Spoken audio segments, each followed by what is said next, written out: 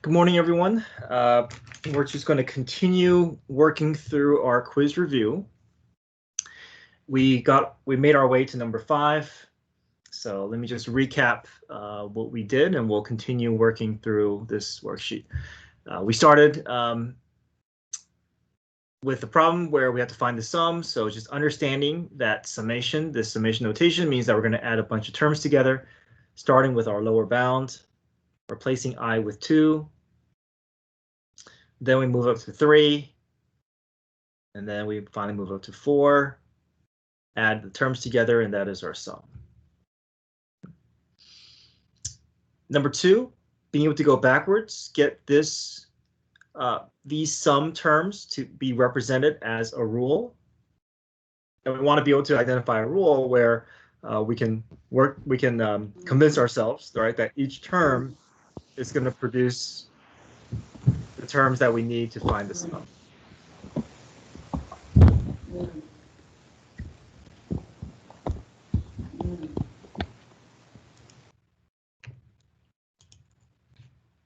Okay. Number 3, finding, it says use middle rectangles. So first thing we need to do is we have to build our width and our intervals from scratch. So from width, our formula is b minus a over n, so 6 minus 1 over 3. Once we have our width, we're going to keep adding 5/3 to get to our next subinterval. But it's asking for middle rectangle, so we also had to find the midpoint within each subinterval. So 1 plus 8/3 divided by 2 gives us 11 over 6. Add these two together, divided by 2 to get the midpoint. Add these two together, divide by 2, get that midpoint. So within each subinterval, we have to find the width and height of each rectangle. So the width of my first rectangle is 5/3. Actually, they're all going to be 5/3. And the height is going to come from the midpoint. So f of 11 over 6, f of 21 over 6, f of 31 over 6. And then to get this out of function notation into a value, we're going to take 11 over 6, put it in for x of our function. And then the result of that will be the y value, which will be the height of our rectangles.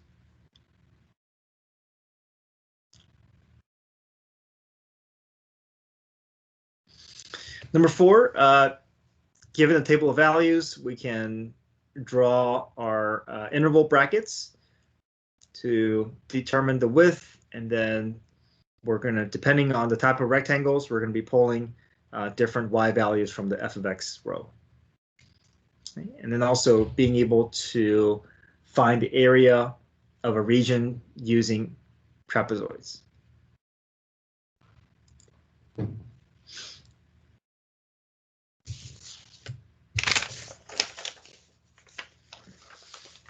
We continued into the next page using our area formula for limit definitions. So this definition here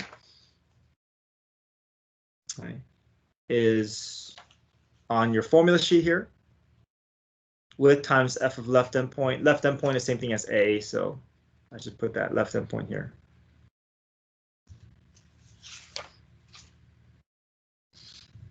So once we find our width, we put it into our formula, replace the width with 3 over n, replace the left endpoint with -1. We're able to get this into the function by first creating a space where the x was, so we know exactly where that argument is going to go. So it goes into this space here, so 6 minus -1 plus 3 over ni quantity squared. And now once we get it out of function notation, then we're just trying to clean all this up. So we're going to FOIL, distribute, expand, combine, get all the parentheses inside to clean up. And then we can finally take care of the outside bracket, distribute the 3 over n through. And then once we have individual terms, then we can assign a summation to each term, push out coefficients so that we can isolate the rules that we want to use. So we have a rule for summation 1, rule for summation I, rule for summation I squared. And we're just going to pull the highest degree coefficient from each of the numerators. So we should be getting matching degrees for each of our fractions. And then we just pull those values and combine our terms. We should get a number, and that number represents the exact area of our region.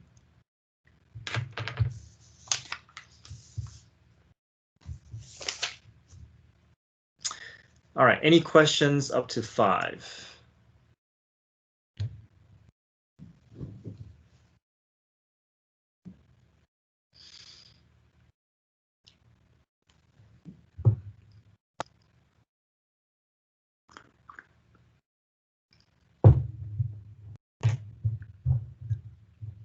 Okay, moving on to number 6.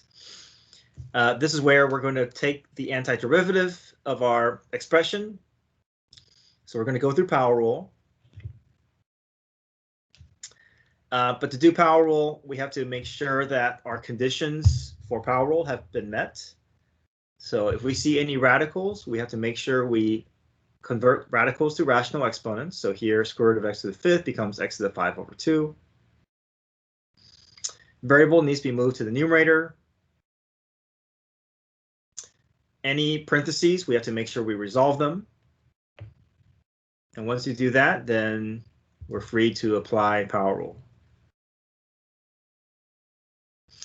So a couple of things I see that I need to adjust. The square root of x need to be rewritten as x to the 1/2.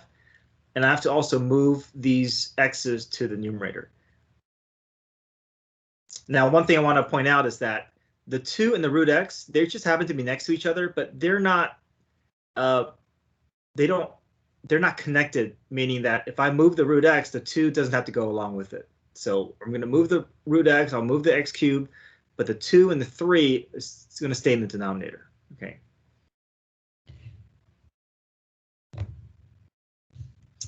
All right, so no changes here yet. I'm going to bring that. I like to bring a coefficient, a fractional coefficient out in front just to make it a little cleaner with my presentation. All right, so getting to the point where we're ready for power rule is an important step. So any questions up to the second step here?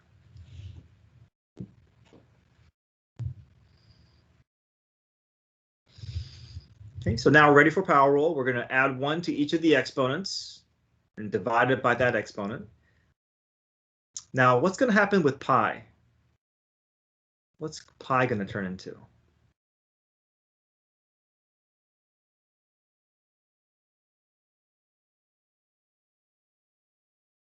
Pi x. Yeah, pi x. I want to make sure that we understand that pi is not a variable, so we don't make it pi squared over 2, right? We don't treat pi like we would an x. We want to treat pi the same way we do if it was like a number, like 3, right? 3 would turn into 3x, and so pi would turn into pi x. Pi is just a number. So this number is really sitting at a variable exponent 0. So this is really x to the 0 power, and now it's going to turn from x to the 0 power to x to the 1st power. So that's where we get pi x. Okay, go through power rule here. So 4 plus 1 is 5. Whatever exponent shows up, you're going to copy that number below. Okay, that's what our power rule is expressing here.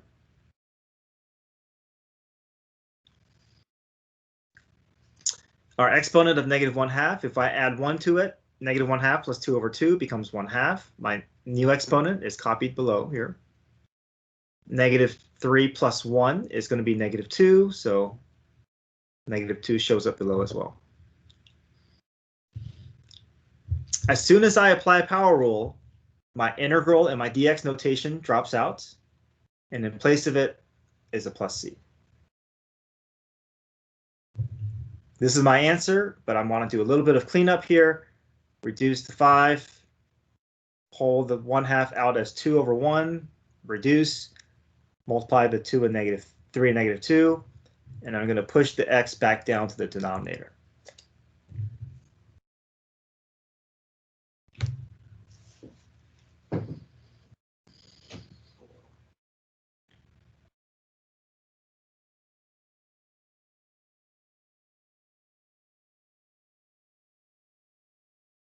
Okay, any questions with 6?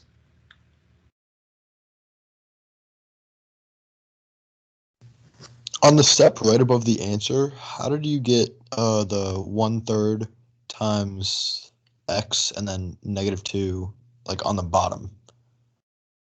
Right. So this initially is going to come out as -1/6 x to the -2. Right. If I multiply this together, 3 times -2 is -6, -1/6, right? And x to -2, I want to resolve the negative exponent. So I want the x to be pushed back down to the denominator. So this x is going to come down and share the same space as the 6. So it's going to be -1/6. Okay, thank you. Okay. Good. Any other questions with 6?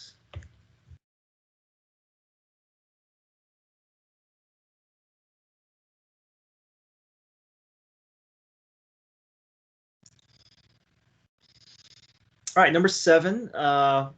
We won't take the antiderivative, but these are all going to match up nicely with my integral rule. So just have to match with my formula sheet and apply the appropriate rules. So cosine is going to turn itself into a positive sign. The negative is going to stay. Sine is going to turn into a negative cosine. And then cosecant cotangent is going to turn into a negative cosecant. Once we apply our integral, once we apply our antiderivative, our integral and your dx notation will go away. And then in place of it, you'll have just 1 plus c at the end.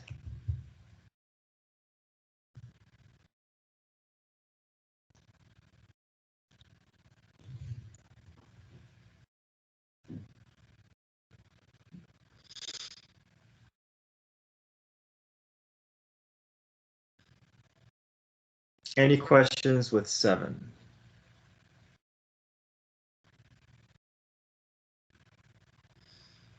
All right, keep track of your negatives, right? Cosecant cotangent becomes a negative cosecant, so this negative and this negative will combine to be a positive here.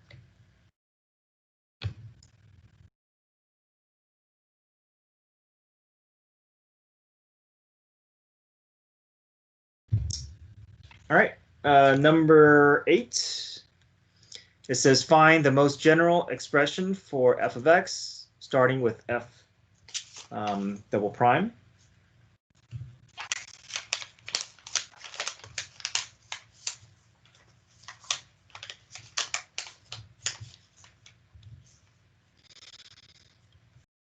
So first semester, we're able to go from f of x derivative to f prime, derivative to f double prime, right?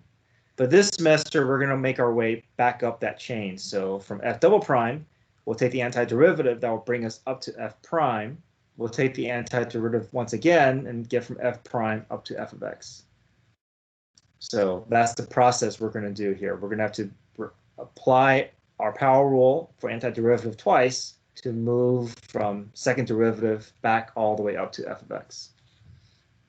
So I'm going to use my notation to indicate what I'm about to apply. So I'm going to apply the procedure of antiderivative to my expression, and I know that the result of this is going to turn this expression into something that represents f prime. Okay. So I start off with my notation. And this is going to be a nice, clean expression, right? No condition needs to be resolved here. Everything is set up and ready. I can jump directly into power rule.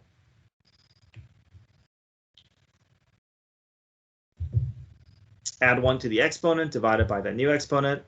Constant doesn't go away. Constant becomes linear, so this is going to rise by 1. This is x to the 0 power, and it's going to become x to the first power. So 6 becomes 6x, and then plus c.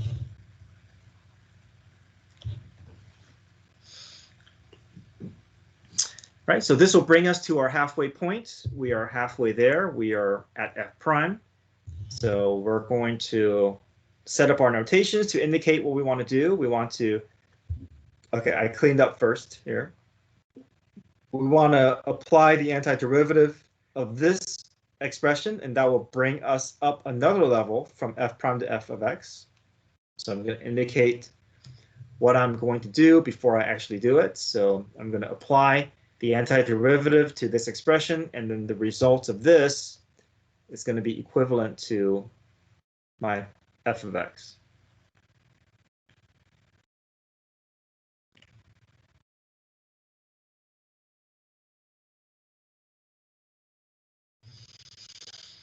Right, so we're going to go through power rule here.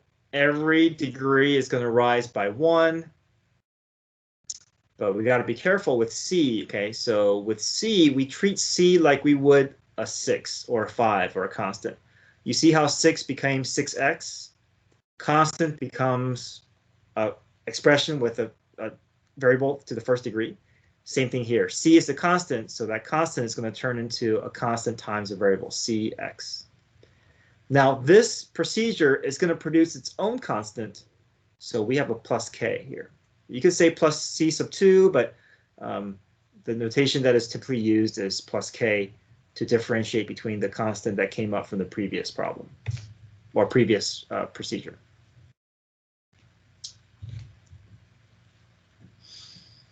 And then we just clean our function up to have our general expression. General expression just means that your c and your k's are going to, or your c's or your k's are going to continue to be in your answer.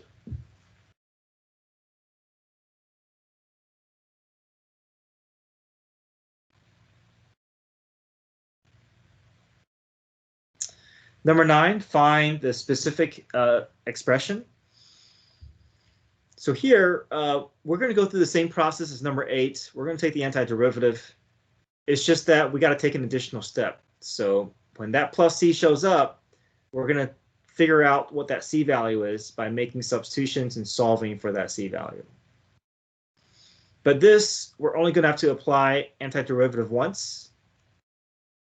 We just have to take the antiderivative once to get from g of x to f of x.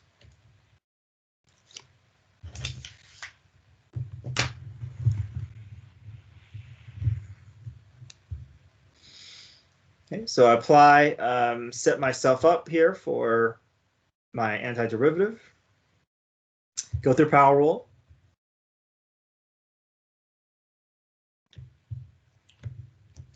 Plus c is going to show up. My f or my g of x is going to turn into f of x. And now I'm sitting at my general equation. So the way I get from general to specific is I'm going to involve my order pairs. So, or my order pair. So -1 will replace my x. 2 will replace my y. Y is basically your f of x here. And then we're just going to solve for c. So -1 minus 2 is -3. We add 3 to both sides. We get 5. So there's our c value. So now I'm just going to rewrite my function. But instead of c, I'm going to update my c to a 5. And that's my specific equation.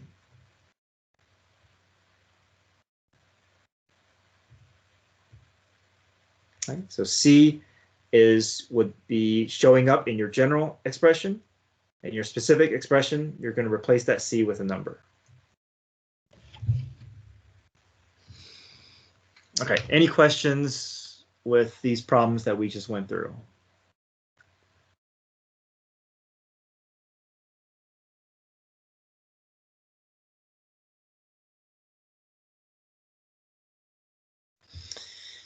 All right, let's look at worksheet number 2.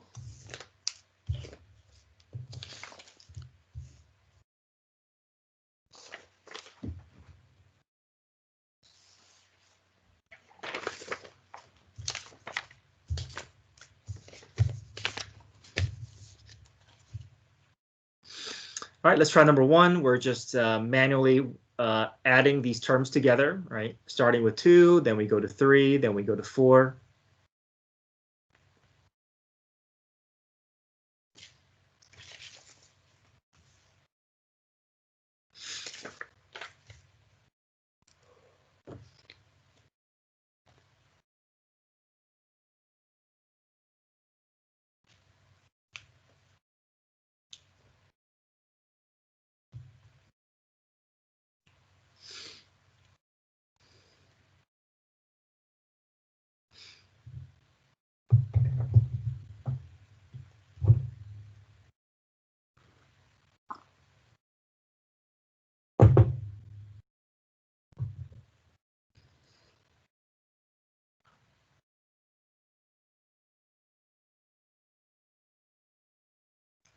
All right, any questions with number 1?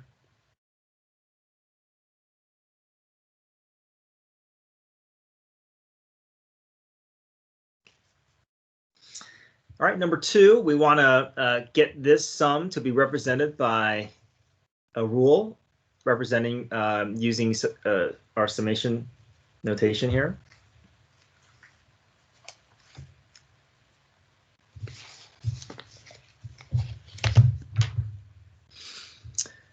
All right, so first thing I like to do is I'm going to go ahead and set up my summation here.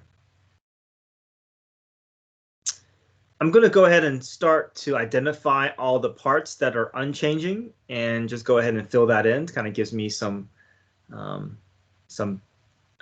basic structure to work with here. So I see the 5 is showing up every time. The minus is showing up every time. The square root is all showing up. The division sign is there.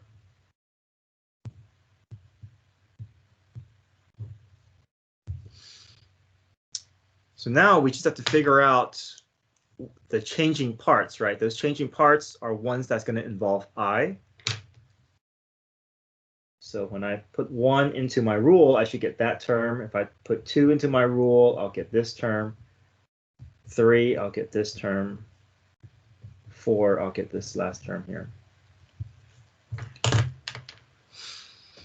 So a couple of possibilities involving I could be multiplied with a factor.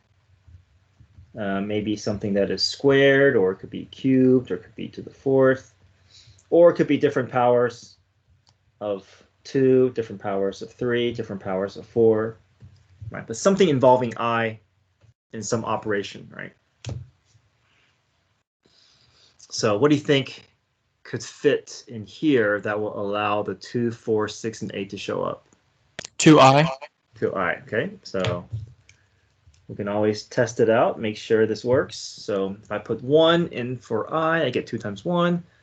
2 in for I, get 2 times 2, which is 4. 3 in for I, get 3 times 2 is 6. 4 times 2 is 8. Okay, so that works. Okay, well, below here, I want to put 1 in to get 1, put 2 in to get 4, 3 in to get 9. Yeah, so let's go through your possibilities there. I squared works. And I see my last term has an I value of 4, so that is what my upper bound is going to be. Now, let's say this wasn't the last term. And let's say that I gave you plus dot, dot, dot. So I'm leaving out a bunch of the middle terms, but I'm giving you the last term.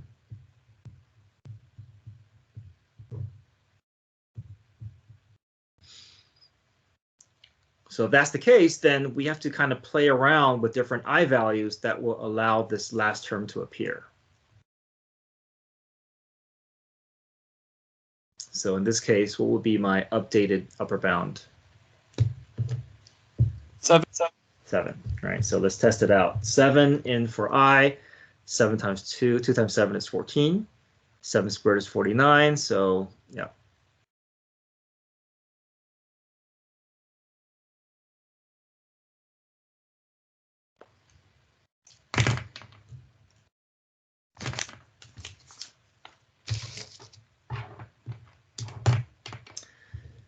All right, number 3. Use 3 left rectangles to approximate the area bounded by our function. So first, we have to build our width and our interval note from scratch here. So width is b minus a over n. There's my a value, there's my b value, there's my n value.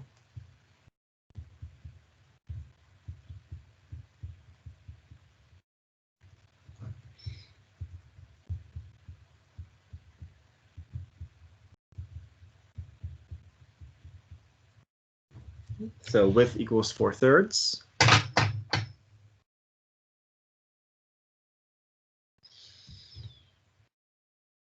So I'm going to create my number line here. I'm going to begin with my a value. I'm going to end with my b value. And to reach my subinterval x values, I'm going to add the width. So 3 plus 4/3, the same thing as 9 over 3 plus 4 over 3, which is 13 over 3. 13 over 3 plus 4/3 gives me 17 over 3. 17 over 3 plus 4/3 gives me 21 over 3, which is consistent with my right endpoint. Same thing as 7.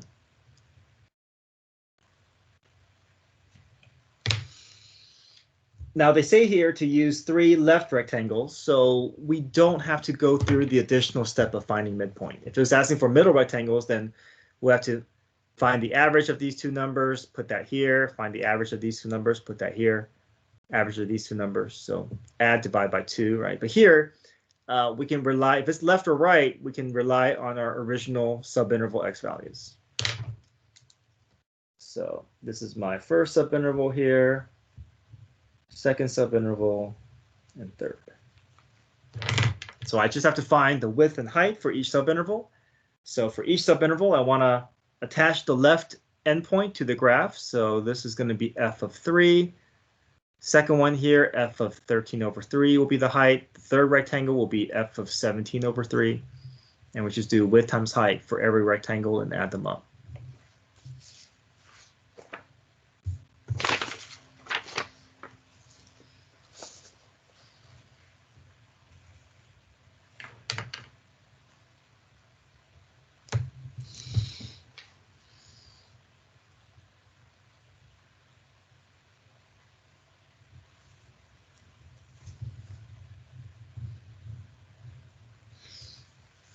All right, any questions with number 3?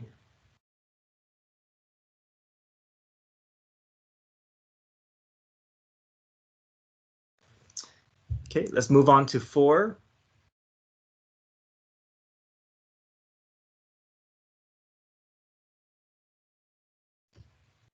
Okay, so see if you can spend a minute to draw your subinterval, create your bracket, identify the width and height.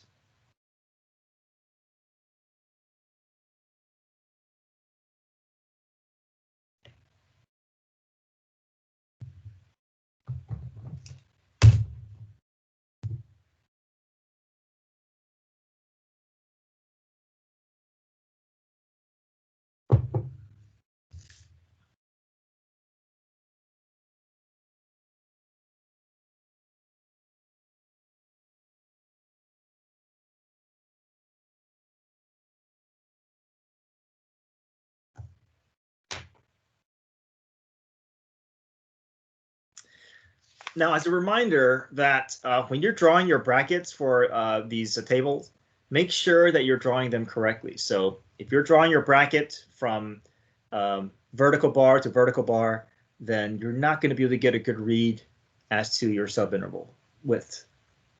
Okay. And also, we always want to go from middle to middle, but we also want to make sure that our brackets are overlapping.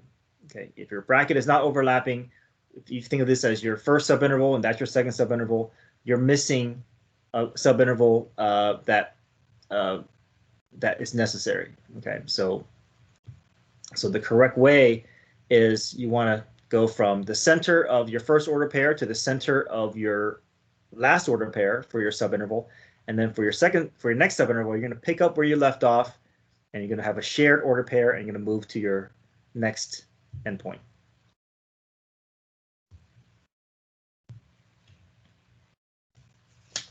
Okay, so let's check our answers for A.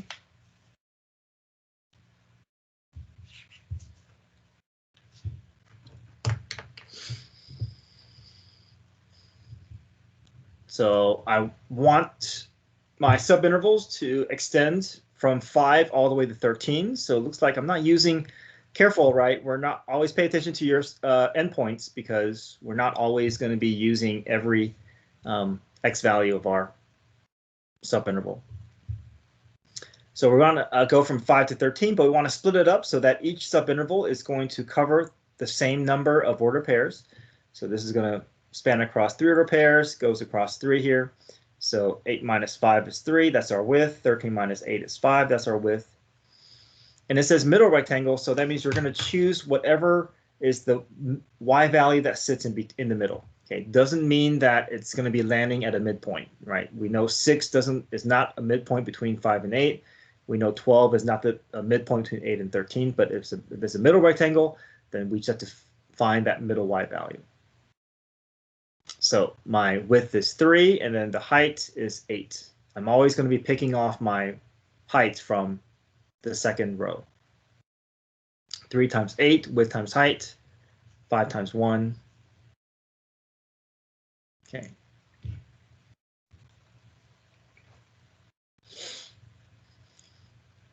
Now, if I ask you for middle rectangles, your interval is always going to be an odd number of order pairs. And that way you can ensure that you're always going to have a clean middle value to pick out. Okay. So let's say my interval spanned across 5 subintervals, 5 order pairs. Then you're just going to pick off your middle y value being 3.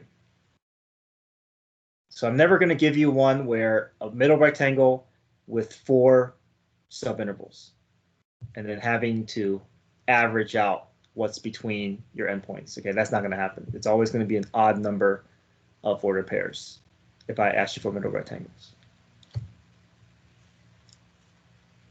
Okay, let's look at B and C here.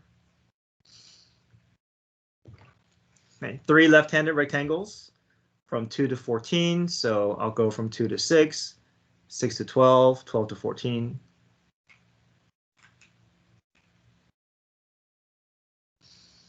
And then for each subinterval, I'm going to pick the y value that is on the left side.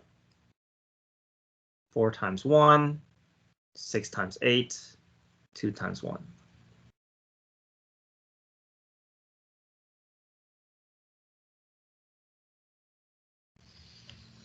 All right, 2 trapezoids go spanning from 6 to 14. So we'll go from 6 to 12 and then 12 to 14.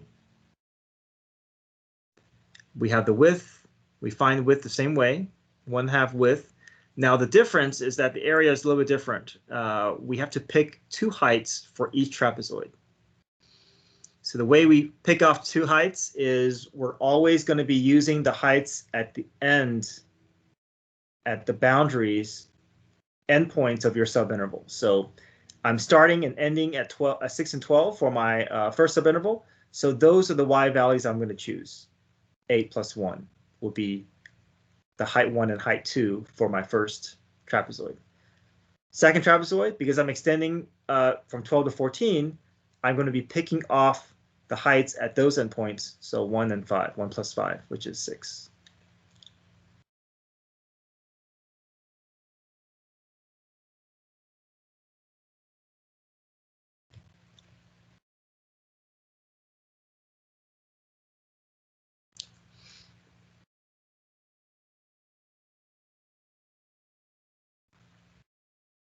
Okay, any questions with number 4?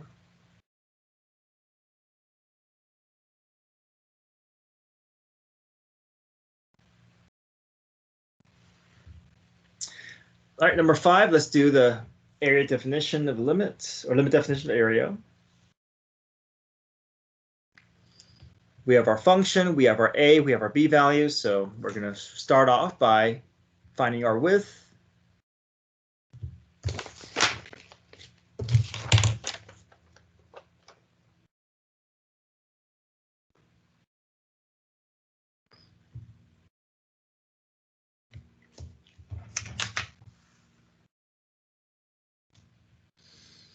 And next step is to involve our area definition.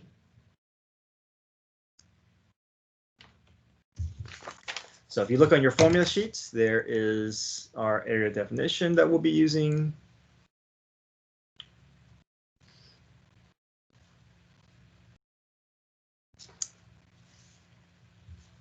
Okay, so the area definition says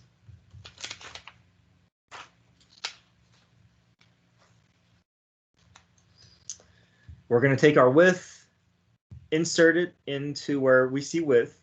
So that's 3 over n times f of left endpoint. My left endpoint is -2, so that goes here. plus the width 3 over n times I. All right, any questions about how to arrive here using the formula?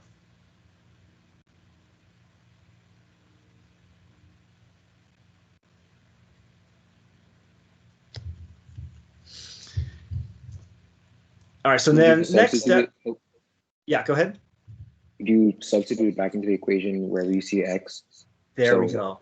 That's right. So the next step is we have to make sure that we are substituting this correctly, because right now these are not ready to combine, right? This is telling us what to do with the function, but we don't have the function yet here. So the particular function we're using is 3 plus x squared, 3 plus 2x squared. And my suggestion is go ahead and rewrite your function, provide empty spaces where the x was, and a set of parentheses. That way, if you can rewrite your function in this form, then that will ensure that you won't make a mistake when you insert, because now it's very clear, right? You have a very limited amount of space that you can, a limited place where you can put the expression, and your argument will go exactly where those empty spaces are. So once we insert that into the appropriate space, then my expression is now going to be what I want for my height component.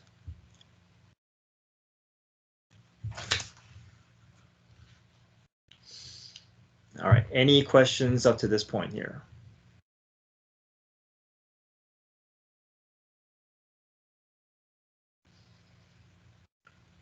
So now we're just going to try to clean all this up. So we're going to FOIL, distribute, expand, clean all this up. So I'm going to look to FOIL first. So negative 2 plus 3 over ni times negative 2 plus 3 over ni. If I FOIL this out, I get 4 minus 12 over ni plus 9 over n squared I squared. I'm still leaving this in a set of parentheses because eventually I want to distribute the 2 through.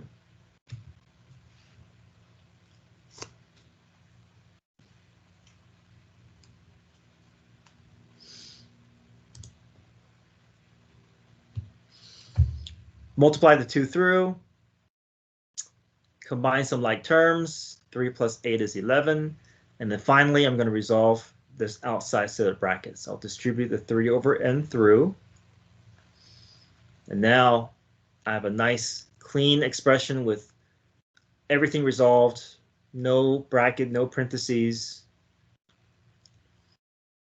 Now I can involve the summation for each of my terms.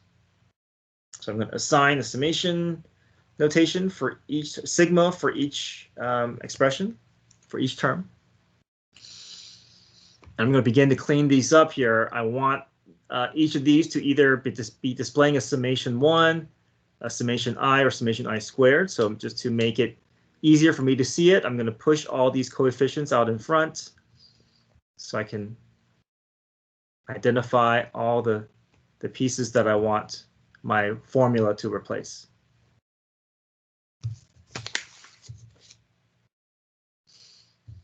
Okay, so we have all these summation rules that we can use now. Summation 1 is n. We have a rule for summation I. We have a rule for summation I squared. So we make those substitutions. Everything is in terms of n. Now we can take the limit as n approaches infinity. So we were going to clean up all the numerators to see if we can get the degrees to match and also to pull the coefficients from each fraction. So for my third term, this looks messy, but just get the highest degree term, and that's all we care about. 54 times n times n times 2n. So we get 15 at the end.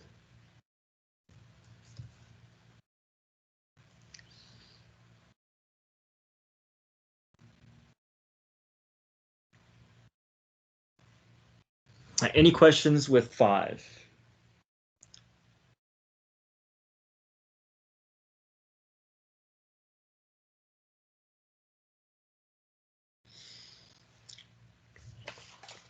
All right, let me just quickly go over highlighting some of these other problems on the back. These are just more of the problems that we kind of went over today. So taking the antiderivative, I'm just going to put integral notation around my expression. And then my next step is applying the integral rule. So my first three terms, I can just apply whatever the rule formula sheet tells me. And then the last term is a power rule term, power rule problem. So as soon as I apply the appropriate integral rules, my notation drops out at the ends, and I'm left with a plus c.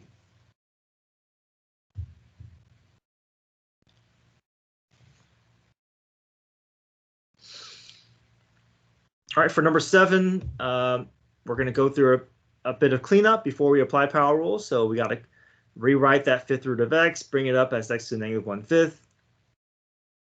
Now here, e is a number, so we don't treat e like a variable. We don't bring the e up to the top. We just leave all this mess and understand that's just a number, some constant. So we know a constant is just going to turn itself into x to the first degree. All right, so just think of this as one messy number here. So if it was 3, it'll become 3x. If it was this number here, it'll be this number times x. Okay, the rest is power rule here.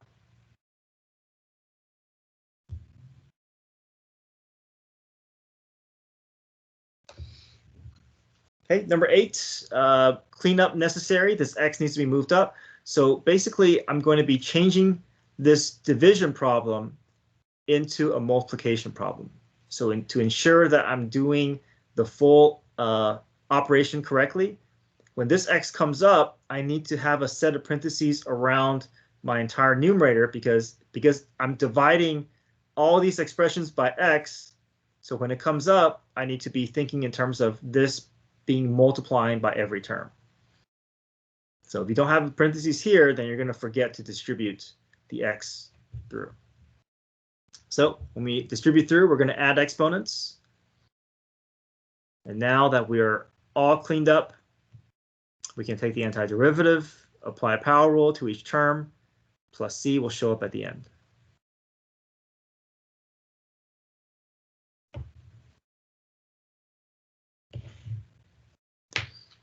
All right, number 9, finding the general expression. So we're starting with the second derivative. I'll set up my notation to get it ready to move up to f prime, apply power rule, and then I'll repeat the process again. I'm going to set up the notation to indicate I'm going to apply the integral again to move this up another level to f of x. So I go through power rule. Remember, c will become cx, and this second process will produce its own constant, so plus k.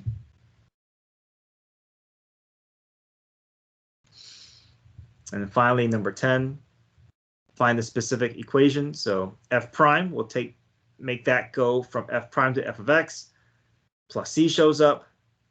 But now we want to update our general to a specific. So use the order pair.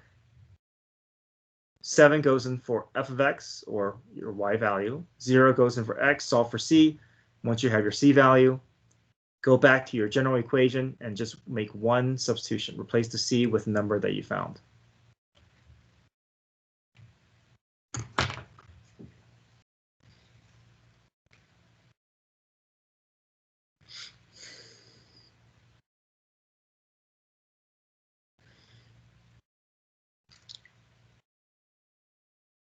Okay. Any questions for me?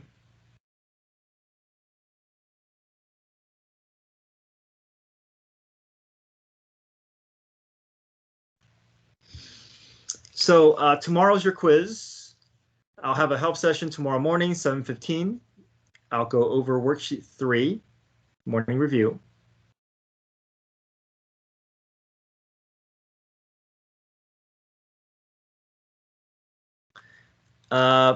The test, or the quiz, sorry, the quiz will be released at the beginning of your class period, and it will be due at the end. So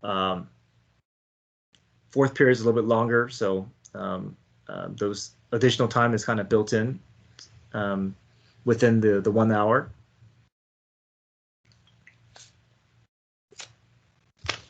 You can use your notes, you can use your calculator, and make sure that you're showing your work for each problem. Okay. I'm more concerned about your process than your answer. So if you make a mistake somewhere in between, but your work is correct, then you'll get the majority of the credit because I see your thought process through your work.